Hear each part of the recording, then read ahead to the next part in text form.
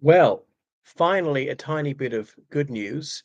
The United Kingdom has found a little bit of a backbone regarding Israel, regarding this savage assault on Gaza.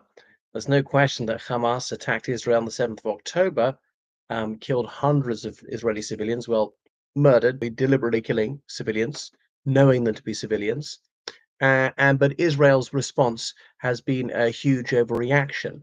There's 1,000 Israeli civilians killed, and for that, 53,000 Palestinian civilians have been murdered. And I say it advisedly, not killed, murdered. If you know they're civilians, kill them anyway, then that is murder. It's not collateral damage, not part of a legitimate military attack. When you've deliberately targeted hospitals, schools, clinics, and so on, and we know that it's not because they're any Hamas bases or something like that. I mean, how many Hamas fighters could there be? How much military equipment could they have anyway? And we know that the so-called human shield argument is completely bogus because the human shields would never work with Israel. Israel's been targeting Palestinian civilians for decades now, deliberately withholding food and medicine, starving people to death, denying life-sustaining medicine to very sick children. And it's true, a handful of children have belatedly been allowed to leave to go to Jordan, and are very proud to say the Republic of Ireland. So, the British government was absolutely despicable and cowardly on this one, refraining from raising its voice for international law, for humanitarian aid.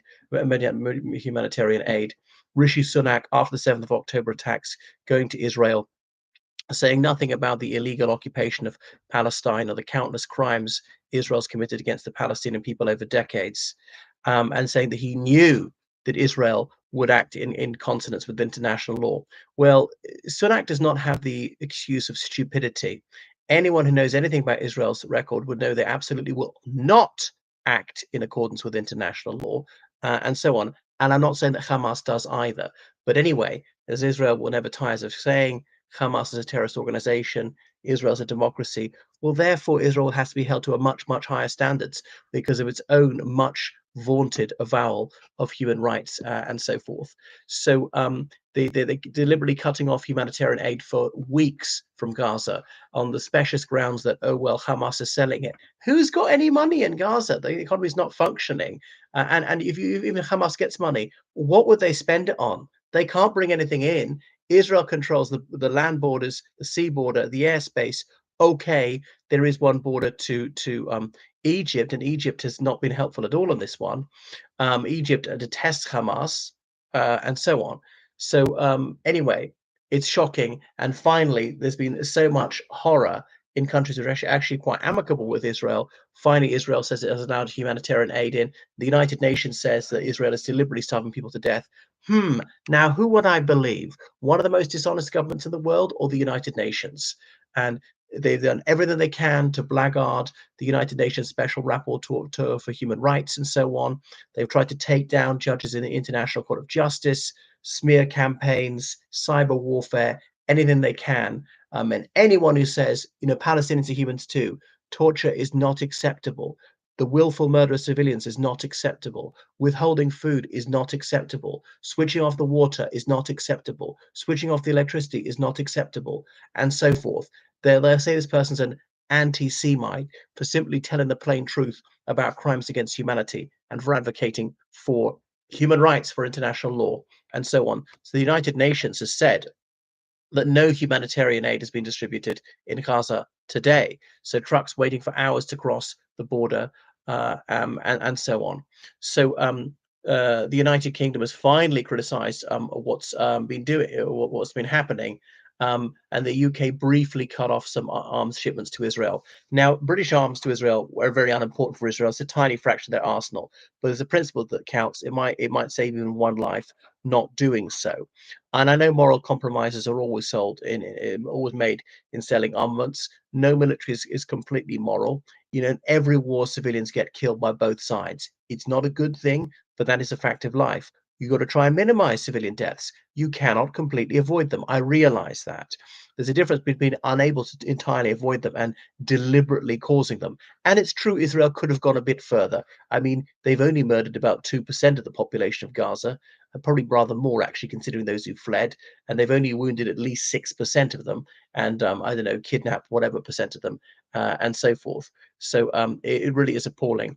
Now, Tel Aviv rightly points out the United Kingdom exports about 17 billion pounds worth of arms per annum, and some of this is to regimes worth Israel, and that's true, like to Saudi Arabia. So I would cut that off as well. Whether I'm Muslim is neither here or there. No one should be treated worse or better on the basis of faith, ethnicity, religion, color, nationality, place of birth, and that goes for Israelis. We know that is about 75% of Israelis are Jews, and Jews have suffered appallingly through history, mostly at the hands of white Christians. So we mustn't take it out on Palestinians, other Arabs, on Muslims, and so forth. So it really is sickening.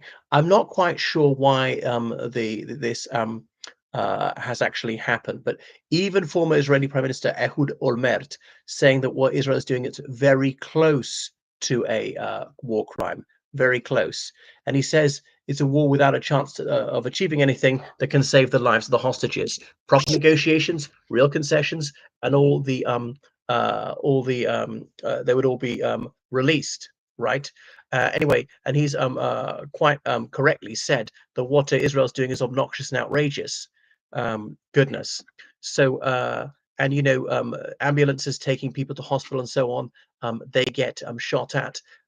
Israeli bigots deliberately destroying food shipments to keep Palestinians alive. And by the way, there are obviously some Israeli hostages there. I would like them released unconditionally, and all the Palestinians taken hostage by Israel released unconditionally too, many of whom are minors. Who are routinely malnourished and tortured in prison. But and to keep the hostages alive, some food's got to get to them. Some medicine may need to get to them, and so on. Why is the UK doing this now? Are they trying to shore up their boat amongst the Muslim community? I'm afraid it might be that cynical. And David Lammy, what a hypocrite he is, being both friends of Israel and friends of Palestine. Well, I would like both countries to benefit, but one country's illegally occupying the other. All right, I don't want Israel wiped off the map. Palestine's been largely wiped off the map already. What's to happen? I mean, I have my two-state solution. I don't know if it's workable, but I mean, it couldn't be much worse than what's going on right now. And the Israeli government openly talking about expelling all Palestinians from Gaza forever, along with the Trump administration. There's already the illegal occupation of much of the West Bank, armed robbery of land, and so on. And it's true that Jews after 1948 were booted out of Arab countries like Morocco, Egypt, Iraq, and so on. And that's appalling. That's disgraceful.